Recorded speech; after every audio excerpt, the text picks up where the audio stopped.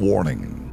Our YouTube channel and its videos may contain scenes, language, and content that may not be appropriate for all audiences.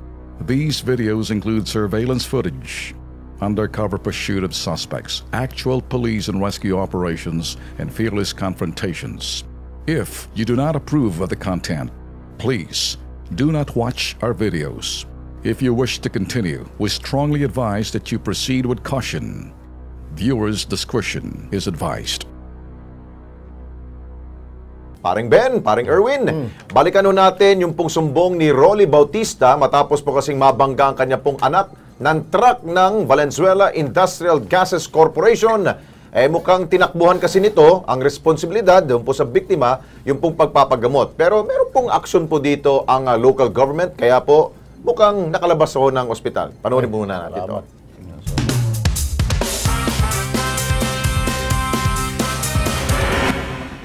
Lunes, 26 ng Hunyo, lumapit sa Kilos Pronto si Rolly Bautista upang idulog ang kanyang sumbong. Okay, tinataguan ka na.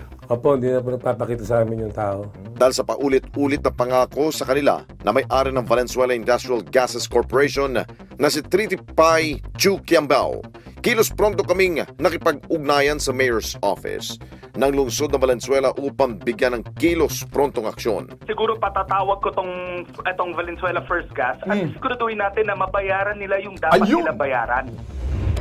Huwebes, 29 ng Hunyo, pinatawag ni Mayor Rex Gatchalian si Rolly Bautista at ang may-ari ng Valenzuela Industrial Gases Corporation upang mabayaran na ang hospital bills at makalabas ng anak ni Rolly Bautista. Ngunit, dahil sa dami ng paligoy-ligoy ng naturang kumpanya, hindi na pinatagal ni Mayor Rex Gatchalian ang problema. Pupunta kayo dito para tayo nagpo-police report ulit. Parang inumpisahan natin ulit. Wala na. Na-establish na yung fact.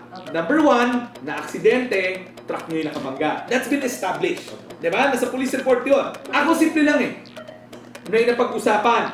Nasasagutin nila yung mga gastusin. Doon lang ako Matapos ang diskusyon, kilos prontong tinuldukan ng alkalde ang problema.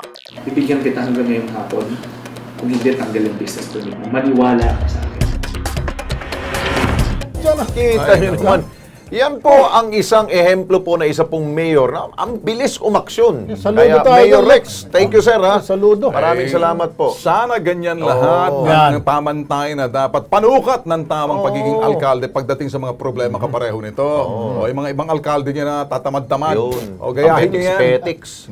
O di ba sabi niya, babalik pa tayo sa police report dito? Hindi na. Ang ganda. Umaksyon ka. Sabi niyo, hanggang ngayong hapon ka na lang. Tatanggalin ka na. Yan ang alkalde. Obligado, nag-withdraw ng pera sa bangko. Minsan nga isama natin dito si Mayor Rex. Kasi pag problema Valenzuela, tawagan natin si Mayor. Okay, nandito si Ginoong Rolly at kasama na po niyang anak dahil nakalabas ho ng ospital.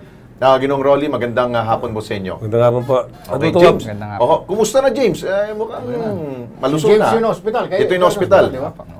Kumusta? Ayos naman po, kaso medyo po meron po pong nararamdaman.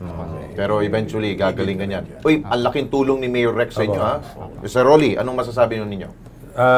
Una po sa lahat, papasalamat po sa inyo at kay Mayor Rex ng Valenzuela sa ginawa po niyang action sa amin. Kung di po dahil sa inyo at saka kay Mayor, siguro po hanggang ngayon nakatenga pa kami sa hospital hanggang ngayon. Kaya papasalamat po kami sa inyo. Kami po mag-ama, papasalamat po kami sa inyo. Kaya balik po kami. Baka directly, sabihin mo kay Mayor Rex Gatchalian. Mayor Rex, maraming salamat po sa pagtulong niyo sa amin at naresolve na po namin yung mga problema namin na matagal na po namin na hindi na resolba. Maraming salamat po. Ako naman, sasabihin ko, parang totoo. Yan ang tamang panukat sa isang public servant kapag ikay alkalde at lumapit sa iyo sa ganyang klaseng sitwasyon. Huwag kang, sus Mario. Binuoto ka nila kasi yung ibang mayor nagtatago. Pag-eleksyon mo lang nakikita. At saka lalabas ng kwarta. Sus Mario. Yun yung mayor for the day. Yung ibang mayor dyan, ang mga tatamad-tamad, pag lalo-lalo ng mga iba dyan, mag-iingat kayo dahil kung tamad kayo, baka ma-mild stroke kayo, ma-diabetes pa kayo.